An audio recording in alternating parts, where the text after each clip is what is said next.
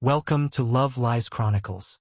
We were walking back from dinner, her hand loosely wrapped around my arm, the city glowing softly around us in that lazy orange hue it gets just after sunset. It was one of those evenings where everything looked better than it really was. People smiling on patios, soft jazz spilling from open windows, the illusion of peace wrapped around everyone like a warm shawl.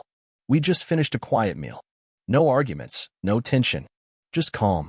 I remember thinking, maybe this was a good sign. Maybe we were rediscovering something between us. I didn't know yet how wrong I was. She looked over at me and smiled. It wasn't the full smile, the kind that reached her eyes. It was the curated one, the polite version she wore at work or when talking to strangers in elevators. "I've been meaning to tell you something," she said, her voice calm, so quiet I barely caught it over the sound of a passing bus. I slowed down, thinking maybe it was something sweet. She said, "I think I need to start existing more for myself. I've been living too much through your pace."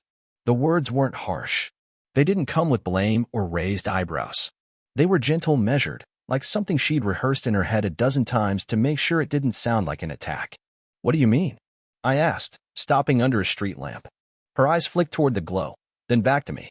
"I've been giving too much of myself to this version of us," she said, her tone steady, "and I don't know that it's sustainable. I want to explore who I am, without the frame of being your wife." Her voice didn't break once. No emotion, no apology. Just a soft detachment that made it feel like she was talking about rearranging furniture, not dismantling a marriage. I stood there, trying to keep my breathing even. I remember the weight of the air, thick with car exhaust and something far more pungent, realization. This was a decision, one I hadn't been part of. She had already rehearsed it, accepted it. I was just being looped in as a formality.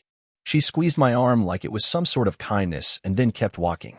I followed in silence, because I was trying to stay inside my body long enough to understand what had just been handed to me. That soft delivery, the casual timing, the choice to do it on the walk home from dinner, it wasn't random. It was intentional. I let her talk the rest of the way home. She spoke about needing space to rediscover her own rhythm, about personal evolution and self-worth. Her words sounded almost noble, as if she were liberating herself from a weight I had unknowingly placed on her. But I had felt it building for months, the distance, the sudden distractions. I had chalked it up to stress. Maybe burnout. Never once did I suspect she was crafting an exit disguised as enlightenment. When we got inside, she didn't avoid me. She poured herself tea, kicked off her shoes, even lit a candle like it was any other night. She asked if I wanted some tea, too. I said no. I watched her, moving through the kitchen like a woman completely at peace. And I realized then, this wasn't the beginning of a drift. It was the middle of one I hadn't noticed. She had been slowly detaching, one stitch at a time, while I thought we were just in a quiet season. It was how calmly she believed she was justified. How cleanly she had packaged it, her decision, her journey. She had framed it as growth, as healing. Growth doesn't come in silence while the other person stays in the dark. I excused myself and went into the bedroom. She knew what she had done, and she was waiting for me to react, maybe to lash out. I sat on the edge of the bed, the room dim and quiet. I looked around at the framed photos, the shared books on the nightstand, the traces of a life built in tandem, and I let the silence settle over me. Because something in me had shifted too. I didn't know what I was going to do yet, but I knew this. She thought she had delivered her truth in the gentlest way possible. The next few days passed like I was watching them happen to someone else. I went through the motions, woke up on time, got dressed, made coffee. I even smiled at people when I needed to. But inside, it felt like I was sitting at the bottom of a swimming pool, hearing everything through a layer of heavy water. Distant. She acted like nothing had changed. Like she hadn't turned the axis of our relationship a few degrees the night before. She still laughed at her phone in the morning, still played her usual Spotify mixes while getting ready. She didn't ask how I was feeling, or if I needed to talk more about what she'd said. That's when I knew she wasn't testing the waters. She had already set sail. She was just waiting for the moment to formally announce the destination. But the thing is, once someone shows you what they're willing to say gently, you start wondering what they're willing to do quietly. So I watched. It started with small things. I noticed she began leaving the house earlier on Fridays, claiming she had picked up a new client. She didn't volunteer details, which was strange for her. She used to tell me everything, every text, every email. But now, her words had become vague, curated. Sentences started with, "I think," or "they said," or something came up. Nothing anchored. One afternoon, I got home early from work and found the second bathroom door locked. That one always stuck slightly when closed. It didn't even latch properly. I could hear her talking softly on speakerphone, pacing. She never used that bathroom. It didn't even have the good lighting she usually insisted on. I just stood outside and waited. When she opened it a few minutes later and nearly jumped at the sight of me, she laughed a little too hard. "God, you scared me," she said, brushing past me. I was just catching up with Rachel. Rachel, her old college roommate, who lived 2 time zones away and hated talking on the phone. I nodded, didn't question it, but I marked it. It was one more piece of a growing pattern. Then there were the emails. We shared a family laptop, mostly for bills, scheduling, travel. It was logged into our shared account, and she'd always use it in the living room like it was nothing. But one evening, I walked in, and she slammed it shut like a child caught sneaking a beer. Her eyes flashed, just for a second, then went neutral. "Just some boring contract stuff," she mumbled. "You wouldn't be interested." She forgot that I handled contracts at my own job, that I could recite some clauses in my sleep. She didn't even bother faking it well anymore. That night, I waited until she fell asleep and opened the laptop. I wasn't trying to be petty. I just needed clarity. Her inbox was clean. Too clean. Empty, except for one newsletter she hadn't unsubscribed from. I checked the trash folder. Nothing. The search history was gone. Even the cookies wiped. She never cleared her cookies. That woman barely knew how to bookmark a page. I didn't sleep that night. I lay beside her, staring at the ceiling like it might have answers in the paint. The next morning, I started digging, like a man trying to survive an emotional ambush. I opened our financial app, the one we both had access to, and filtered recent transactions. A few stood out. An unfamiliar hotel name. A new gym membership across town. An Uber receipt to an address that didn't match any of her clients. None of them were outrageous. Nothing that screamed betrayal. But collectively, they hummed like a wire under tension, just enough current to mean something was running behind the scenes. The one who believed her love for me was steady, something we could troubleshoot. That version had died the night she called our life together unsustainable in the same tone someone might describe poor time management. I shifted my hours at work, adjusted my schedule without telling her.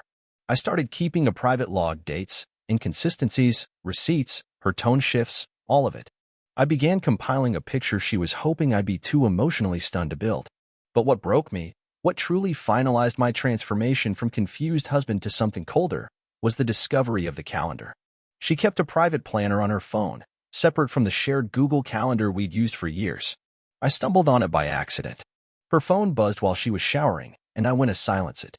The screen lit up with a preview from a private scheduling app. Wellness retreat. Friday, 7 p.m., the Monarch Suite. We had no upcoming vacation planned, and she had told me she'd be at her mother's that weekend. The Monarch was a boutique hotel downtown, expensive, high-end, not the kind of place you'd go for solitude. I opened the app. She had dozens of entries, appointments, coaching sessions, healing weekends. All vague. All tucked neatly away from our shared reality.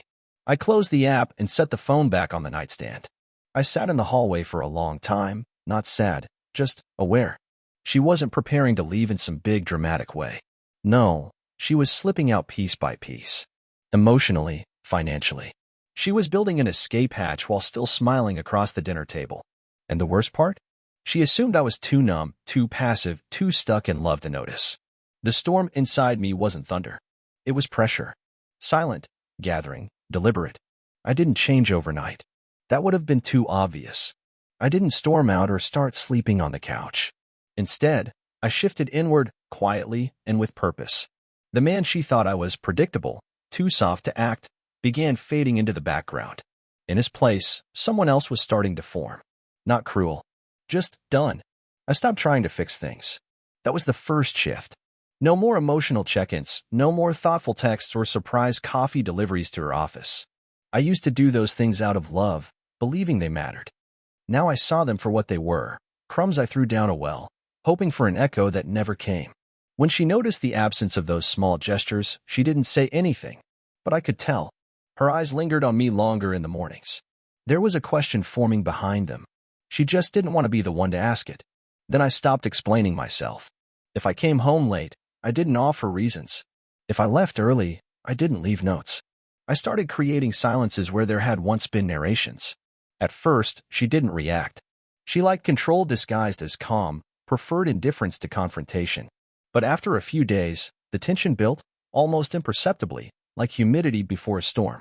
One evening, she glanced at me over her wineglass and asked, "Everything okay at work?" I nodded, smooth as ever. She didn't press further, but her lips tightened slightly as she sipped. I realized then that she was starting to feel it.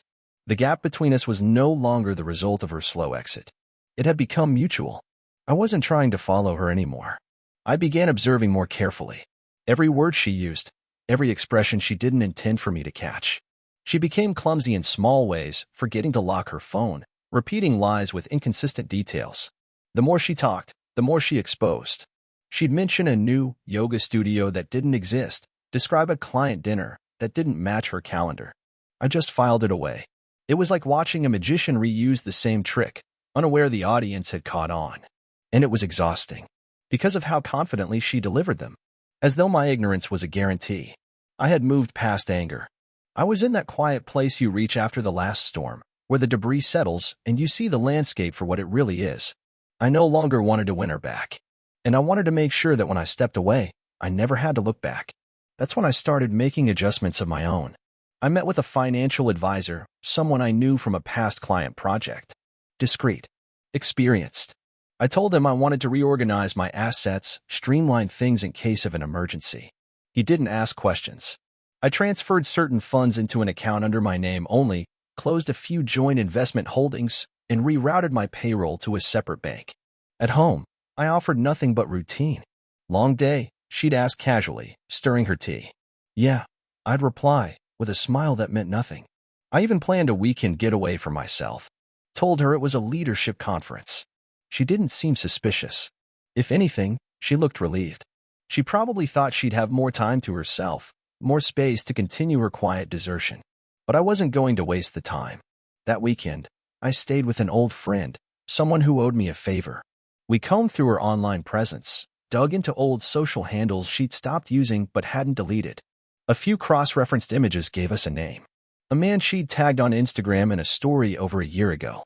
Back then it looked harmless. Group photos, party settings, professional meetups.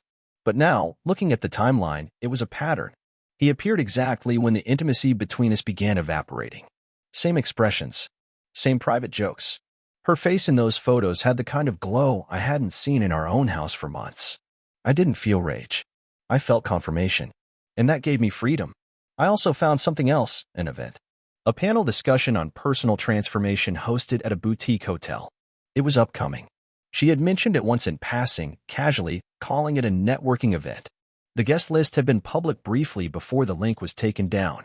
His name was on it. So was hers. They weren't trying to hide anymore. They just assumed I'd never look. When I got back home, she greeted me with a perfunctory hug and an easy smile. "How was the conference?" I looked her right in the eye and said, "Enlightening." She laughed like she always did when she didn't understand the joke, then turned and asked what I wanted for dinner. That night, I lay awake thinking not about what I'd discovered, but how she hadn't noticed that I had already begun stepping away. She still thought I was playing catch-up, still assumed I was one step behind her evolving independence. But she was wrong. I had started leaving emotional fingerprints behind every conversation. I recorded interactions, archived texts, built a timeline she never knew existed. Not to punish, but to ensure that when I decided to end this, I would do so with truth. Because the person who walked out of this relationship wasn't going to be the man she thought she had outgrown. He was already gone. What remained was someone far more precise, far less willing to beg for clarity. She had called her shift spiritual. But there's no healing in manipulation, no growth in secrecy. And what she didn't realize, what she couldn't see through the haze of her own self-delusion, was that the most brutal consequence isn't abandonment. It's irrelevance. And that's exactly what she was becoming. She kept spinning her narrative effortlessly. Or so she thought. While I was building mine, quietly, carefully, she was still treating this as some high-minded journey of personal liberation. Every conversation she started was now cloaked in vague spiritualism, about alignment, and the self beyond the structure of marriage. I'd sit across from her as she spoke, nodding, sometimes even smiling, and all the while I was watching her throw away what she once begged me to build. I'd been cataloging her contradictions for weeks by now. The studio membership she claimed was for wellness, yet never once wore the gear she bought for it. The coaching program she insisted she'd been selected for, though no one by that name ever appeared on the organization's speaker list. And the hotel, the Monarch Suite, had shown up on her credit card again, this time masked under a wellness spa cover. Let her believe that she was guiding the boat toward the shore she'd already claimed as her next phase. While she tiptoed into her next life, I dismantled the one she thought would keep her safe. I started with the account she didn't know I knew she accessed. Years ago, I had opened a joint savings account that we rarely touched, a future fund, we'd called it. She used to ignore it, said it stressed her out to think about savings. But one day, I saw her browsing our banking app on her laptop and watched her eyes pause a beat too long on the balance. A week later, a wire transfer from that account was made. Not large. Just enough to seem like a bank error or a financial hiccup. I changed the credentials, split the balance, and routed it elsewhere. Quietly. No alert, no notification. I just let her assume the account remained untouched. Next came the car. She'd always insisted the luxury SUV was hers, though it was under both our names. She treated it like a trophy, never missed a car wash, and guarded the keys like they were relics. What she didn't know was the lease agreement had expired, and the buyout was due. I paid it in full and transferred the title to my name. Then I scheduled a sale for the following week. When I brought it up over breakfast, she blinked like I'd said something in another language. "Wait, you're selling my car?" she said, spoon frozen midair. "No," I replied. "I'm selling my car." The silence that followed was new. Not the bored indifference she usually deployed. This one had shape. For the first time in weeks, she didn't know what was coming next. And she didn't like it. After that, I altered my social media, just a few small tweaks. Removed our anniversary posts. Changed profile images to solo shots. Unlinked her tag on our wedding album. All subtle moves. Nothing too jarring, but enough to signal to the people paying attention that something was shifting. Then came the most important thread, the mentor. She'd spoken often of this person. Some wellness coach or life guide she trusted deeply. She'd quoted him more than once, always citing how his retreats were helping her find her voice. I never asked about him. Never needed to. The man she claimed was guiding her through emotional rebirth was not some anonymous stranger. He was someone I'd met once at a professional event, a smooth-talking pseudo-therapist who branded self-interest as clarity and preached disruption over accountability. He ran his retreats like multi-day seductions, selling dreams of self-worth laced with just enough romantic philosophy to lure women on the edge of dissatisfaction. And yes, he was the man I had seen tagged beside her in that hotel post. What she didn't know was that he wasn't just some fringe guru. He was also connected to one of my company's HR consultants. I'd done a full background check without needing a reason, and what I found gave me everything I needed. Tax fraud. Business registered in a shell name. Multiple NDAs with prior attendees. I didn't confront her with that either. That wasn't the play. Instead, I forwarded the documents anonymously to the board of the organization sponsoring his next event. Then I scheduled a meeting with a local reporter who had once interviewed me about business ethics. I fed him the full story under a pseudonym. The story would break in 2 weeks. Plenty of time for it to explode. At home, she began to fumble with her words more. Asked strange questions like, "Do you feel like you're changing?" Or, "Have you been seeing someone?" They were feelers, like a thief checking if the door was still locked. I kept my answers simple. "Just evolving," I said. She didn't smile. Because by now, she felt it. Something under her feet had begun to shift, and she couldn't trace the fault line. Then, the final thread. I handed her a printed copy of a vacation itinerary. "Thought you might want to plan a solo weekend," I said. She looked at it. The same hotel. Same suite. But this time, the reservation wasn't under her name. It was under mine. "What is this?" she asked. "A reset," I said, walking past her. "Every transformation needs one." She didn't respond. Just stood there, holding the paper like it was a riddle she couldn't solve. But I already had the answer. She believed I had been sleeping through her exit. She assumed I'd quietly allow the erosion she disguised as growth. But what I had done was far more surgical. I let her walk forward, right into a future that was no longer built on the foundation she thought was hers to control. And soon, everything she thought was secure, her finances, her image, her backup plan, would begin to crumble. When someone loses control of a narrative they've crafted so carefully, it begins slowly. A few details don't add up.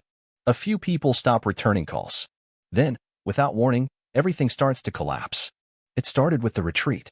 She had been preparing for it like it was her personal graduation ceremony. New clothes, an overpriced suitcase, a fresh journal with some quote about rediscovery scrawled across the cover. The day before she left, she walked around the house humming. She didn't say goodbye like she used to. Just, "I'll text you when I land." I nodded, looking forward to it. She never did send that text, because by the time she arrived at the venue, the article had gone live. It was front page on the lifestyle section of a prominent digital magazine. A thorough expose, well-sourced, articulate. It outlined not just the fake credentials of her mentor, but the financial manipulation behind his programs, the romantic entanglements with clients, the NDAs used to bury complaints. It included testimonials from former attendees who had finally come forward. No names. But the details were too specific to ignore. I had to read it twice, because I was stunned by how effectively it struck. The reporter had done his homework, and I had helped him finish the puzzle. By the time her seminar began, half the guest list had pulled out. Sponsors withdrew their funding. The event's social media page was swamped with backlash. She posted nothing the entire weekend. When she came back, there was no humming. No suitcase rolled proudly through the front door. Just the quiet click of the door opening, then closing behind her. I stayed in the kitchen, preparing dinner. She stood in the doorway longer than necessary, watching me, searching for something familiar. "You knew, didn't you?" she asked. I didn't turn around. Knew what? About him. The article. The retreat being canceled. All of it. Now I looked at her. Eventually, yes. She exhaled like she'd been holding her breath for hours. Maybe she had. "And you just let it happen?" "No," I said. "I didn't let anything happen. I stopped protecting someone who stopped respecting me. There's a difference." Her face went pale. She sat down slowly, as if her legs couldn't quite remember how to hold her up. I poured 2 glasses of wine, something we used to do after hard days. I slid one across the table to her. She didn't touch it. "Why didn't you say anything?" she whispered. "Why didn't you confront me when you figured it out?" "Because that's what you expected," I said. "A confrontation you could control. A conversation you could steer. I didn't want to give you the power to define how this ended." She stared at the glass. "So what now?" That was the moment. The one I'd been preparing for, not with spreadsheets or secrets, but with resolve. I pulled out a folder from the drawer next to me, placed it gently on the table. She didn't open it. "This," I said, "is everything you asked for, just not in the way you imagined. The apartment you wanted? Leased in your name. The car? Already sold. The shared accounts? Split. You'll find the updated balances and statements inside. You'll also find a proposal. No court, no lawyers, no public scene. I'm offering you peace, clean and mutual. But not comfort. Not anymore." Her lips parted slightly, like she wanted to protest. But no words came. "You wanted a new chapter," I continued. "So I wrote it. But this time, it doesn't revolve around you." She reached for the folder, then stopped halfway. "I didn't think you'd do all this." "I know," I said. "That was your mistake." For a long moment, neither of us moved. She looked small in that chair, diminished. Because I had done what she never expected. I'd let her believe she was in control until the very last second, and then I rewrote the ending. That was the difference between us. She left a few days later. Quietly. No tears. No speeches. Just a final glance over her shoulder as if still hoping I'd call her back. I didn't. And something remarkable happened after she was gone. The house didn't feel empty. It felt spacious. Like it had been holding its breath this entire time and finally let go. I found myself sleeping better. Cooking again. Reconnecting with people I'd neglected. But more than anything, I felt whole because I hadn't let her version of the truth erase mine. People say closure comes with forgiveness. Maybe. But for me, it came with clarity. With knowing I didn't just survive her departure, I orchestrated my own liberation. She thought her words were measured, that her detachment would go unnoticed, that she'd leave a man too afraid to stop her. What she didn't realize was that I was never trying to stop her. I was just waiting for her to go far enough, so I could finally show her the difference between quietly breaking someone's heart and decisively breaking their illusion of control. And when I did, it shattered everything she thought was secure. Dear listeners, please share your thoughts in the comments, and do not forget to like, share, and subscribe to the channel.